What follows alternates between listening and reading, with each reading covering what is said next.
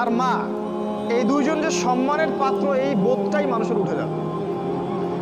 সম্পদের জন্য মানুষ তার পিতাকে হত্যা করবে, ভাই তার ভাইকে হত্যা করবে, স্বামী স্ত্রীকে হত্যা করবে, স্ত্রী স্বামীকে হত্যা করবে, এমনকি সন্তান মাকে পর্যন্ত হত্যা করবে সম্পত্তির কারণে।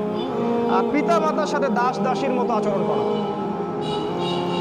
নবী সাল্লাল্লাহু আলাইহি ওয়াসাল্লাম বলেছেন, কিয়ামতের অন্যতম নিদর্শন হচ্ছে যে সমাজের বেশিরভাগ মানুষ সুদের সাথে জড়িত হয়ে যাবে। ইচ্ছায় হোক আর অনিচ্ছায় হোক, হয় ব্যক্তি সুদ খাবে, না হলে সুদ দিবে, না হলে সাক্ষী থাকবে, না হলে লিখে রাখবে। আর আমাদের নবী মুহাম্মদ সাল্লাল্লাহু আলাইহি ওয়াসাল্লাম এই চার শ্রেণীর মানুষকে সমানভাবে অভিশাপ দিয়েছেন। তিনি বলেছেন, আমি মুহাম্মদ সাল্লাল্লাহু আলাইহি ওয়াসাল্লাম আপনার নবী, তিনি বলেছেন যে আমি চার শ্রেণীর মানুষকে অভিশাপ দিয়ে গেলাম।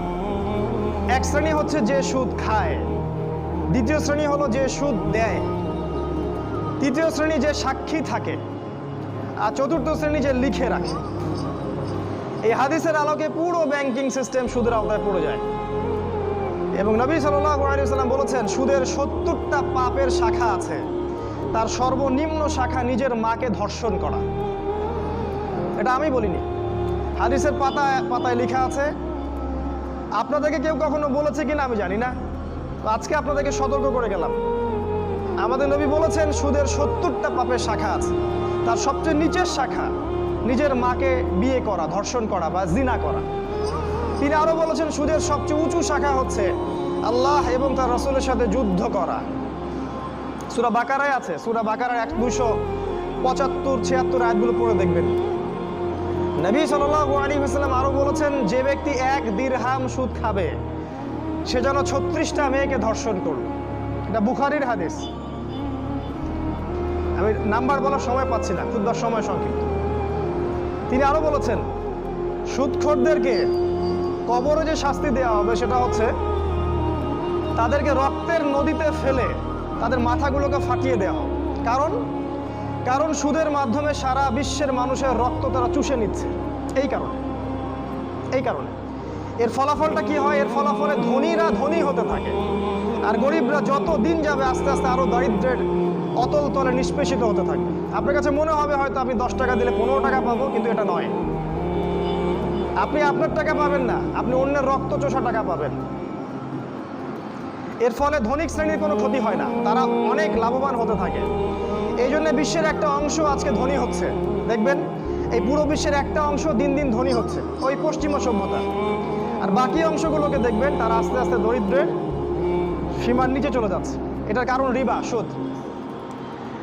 তিনি আরো বলেছেন যে সুদ যারা খাবে তাদের জাহান্নামে শাস্তি হচ্ছে, ওদের পেটটা ফুলে ফেপে থাকবে আর পেটের ভিতরে সাপ কিলবিল করবে। আর ফেরাউনের অনুসারী যারা, তারা এদের পেটে পাড়া দিয়ে জাহান্নামে প্রবেশ করবে।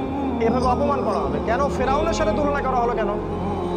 আমরা জানি ফেরাউন এই পৃথিবীর সবচেয়ে বড় জালেম, আর সুদের মধ্য দিয়ে জুলুম সবচেয়ে বড় করা হয়েছে এই পৃথিবীতে। এখন আপনি মুসলিম হিসেবে চাইলেও এখান থেকে বের হতে পারছেন না।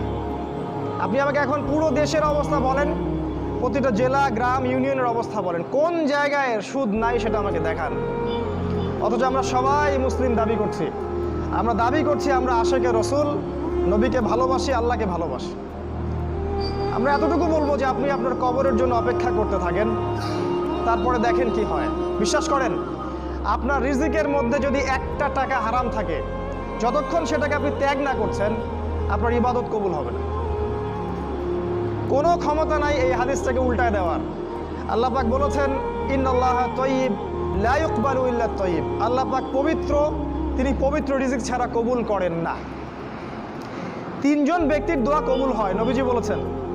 দোয়া ফেরত দেয়াই হয় না, দোয়া করলেই কবুল। একজন হচ্ছে বাবা যখন সন্তানের জন্য দোয়া করে। 2 নাম্বার, যখন কোনো মুসাফির মানে সফর করছে যারা আল্লাহর পথে বা মুসাফির, তারা যখন আল্লাহর কাছে দোয়া করে, দোয়া কবুল হয়ে যায়। আর একটা দোয়া হলো মাজলুম, কারো উপর জুলুম করা হয়েছে, এই মাজলুম যখন জালেমের বিরুদ্ধে বদদোয়া করবে তখন দোয়া কবুল হয়ে যাবে। এই মুসাফিরের দোয়া কবুল হয়। একজন মুসাফির হাত তুলে আল্লাহকে বলছিল, আল্লাহ আমাকে এইটা দাও, আল্লাহ আমাকে ওইটা দাও। আর আমাদের নবীজি দেখে বললেন, যে মুসাফিরের দোয়া কবুল হয়, কিন্তু এই ব্যক্তির দোয়া কেমন করে কবুল হবে যার খাবার হারাম, পানীয় হারাম, পোশাক হারাম, সবই হারাম। রিজিক হালাল না হওয়া পর্যন্ত ইবাদত কবুল হবে না। তাই যাবতীয় সুদ, যাবতীয় ঘুষ, এই যে হারাম রিজিক, হারাম পণ্যের ব্যবসা, এগুলো থেকে তওবা না করা পর্যন্ত ইবাদত তো কবুল হবেই না, আপনি ইবাদতের স্বাদ পাবেন না। এই যে নামাজ পড়েন, রোজা রাখেন, অনেক কিছু করেন, হজ করেন, স্বাদ পান না, আত্মতৃপ্তি পান না, এর কারণ হারাম রিজিক। নবীজি বলেছেন শেষ জামানার অন্যতম নিদর্শন হচ্ছে মানুষ হালাল হারামের কোনো পরোয়া করবে না, যেভাবে পারে সেভাবে টাকা উপার্জন করবে, মেরে হোক, কেটে হোক, ঘুষ খেয়ে হোক, দুর্নীতি করে হোক, টাকা চাই, টাকা, অর্থ সম্পদ চাই। ভাবখানা এমন যে সে যেন পৃথিবীতে 1000 বছর থাকবে, 1 সেকেন্ডের মধ্যে সে পরকালে চলে যাইতে পারে, হুশটা তার নাই। আল্লাহ পাক বোঝার তৌফিক দান করুন, আল্লাহুম্মা আমিন। নবী সাল্লাল্লাহু আলাইহি ওয়াসাল্লাম আরো বলেছেন শেষ জামানার অন্যতম নিদর্শন হচ্ছে জিনা, মানে নারী আর পুরুষ অবৈধ সম্পর্কে লিপ্ত হবে। এখন দেখবেন ঘরে ঘরে জিনা, আর এই জিনার মাধ্যম কি? মাধ্যম ওই যে আপনার টেলিভিশন, আপনার ইন্টারনেট, আপনার ওই যে পরকীয়া, আপনার ছেলে নারী পুরুষের একসাথে চলাফেরা করা, ফ্যামিলিস্ট রেভলিউশন, মেয়েদের বেপর্দা হওয়া, একসাথে ছেলে মেয়েদেরকে পড়াশোনা করানো, এগুলো সবই জিনার কারণ। এবং আমাদের নবীজি বলেছেন জিনা থেকে তওবা না করা পর্যন্ত একজন ব্যক্তি পরিপূর্ণ মুমিন হতে পারে না। যখন মানুষ এই জিনার মধ্যে লিপ্ত থাকে তখন সে পরিপূর্ণ মুমিন থাকে না। কিয়ামতের অন্যতম নিদর্শন যে জিনা বাড়তে থাকবে, ধর্ষণ বাড়তে থাকবে, ইফটিজিং বাড়তে থাকবে, মেয়েদের বেপরদামি বাড়তে থাকবে। এগুলো দেখেন, চোখের সামনে দেখতে পারবেন। দেশে ধর্ষণের কি অবস্থা দেখতে পাচ্ছেন না? স্বামীকে বেঁধে রেখে স্ত্রীকে ধর্ষণ করা হচ্ছে, বাবার সামনে মেয়েকে ধর্ষণ করা হচ্ছে, জনসমক্ষে গণধর্ষণ করা হচ্ছে, বাসে ধর্ষণ করা হচ্ছে। আর যেহেতু ইসলামিক কোনো অনুশাসন নাই এই সমাজে, ইসলামের অনুশাসন ছিল কেউ ধর্ষণ করলে তাকে মৃত্যুদণ্ড দিতে হবে, জনসমক্ষে মৃত্যুদণ্ড দিতে হবে, সেটা যেহেতু আমরা বাস্তবায়ন করতে পারিনি, এই জন্য পাপের কোনো শাস্তি হচ্ছে না। এই জন্য পাপীরা লাই পেয়ে যাচ্ছে। কাল যখন আপনার বাসায় এই সমস্যাটা আসবে তখন বুঝতে পারবেন যে ইসলামের আইন কাকে বলে। ইসলামিক যে লস, চুরি করলে চোরের হাত কেটে দাও, ধর্ষণ করলে মৃত্যুদণ্ড দাও, মদ খানে বেত্রাঘাত করো, কেউ কাউকে অন্যায়ভাবে হত্যা করলে তাকেও হত্যা করো, কেসাস করো, এই আইনগুলো আমরা বাস্তবায়ন করতে পারি নাই। এই কারণে সমাজে চিরস্থায়ী শান্তি প্রতিষ্ঠা করতে আমরা ব্যর্থ, টোটালি ফেল্ড। এক কথায়, যতক্ষণ পর্যন্ত সমাজ আল্লাহর বিধান অনুযায়ী না চলবে ততক্ষণ পর্যন্ত সমাজে আপনি শান্তি পাবেন না। সমাজ তো দূরের কথা, আপনি পরিবারেই শান্তি পাবেন না, ব্যক্তিতেই শান্তি পাবেন না। আর নবীজি বলেছিলেন সাল্লাল্লাহু আলাইহি ওয়াসাল্লাম, কিয়ামতের আগে আগে খেলাফত উঠে যাবে এবং আল্লাহর আইন উঠে যাবে। তিনি আরো বলেছেন কিয়ামতের অন্যতম নিদর্শন হচ্ছে মাদক দ্রব্য। মানুষ মাদক দ্রব্য খাবে, এটাকে হালাল মনে করে খাবে।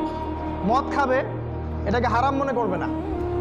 মদের নাম অন্য কোনো নাম দিয়ে তারা মদ খাবে। আজকে যুবকদের প্রধান সমস্যা দেখবেন মাদক। ম্যাক্সিমাম যুবক মাদক দ্রব্য খায়, ইয়াবা খায়, ফেন্সিডিল খায়, গাঁজা খায়, তারি খায়, খায় না? ইউনিভার্সিটির ছেলেপেলেদেরকে দেখেন, মাদ্রাসা ছেলেদের কথা বাদ, এরা এগুলোর সাথে আলহামদুলিল্লাহ ওদের মতো জড়িত নয়। ইউনিভার্সিটির ছেলেগুলোকে দেখেন, ম্যাক্সিমাম মাদক দ্রব্যের সাথে জড়িত।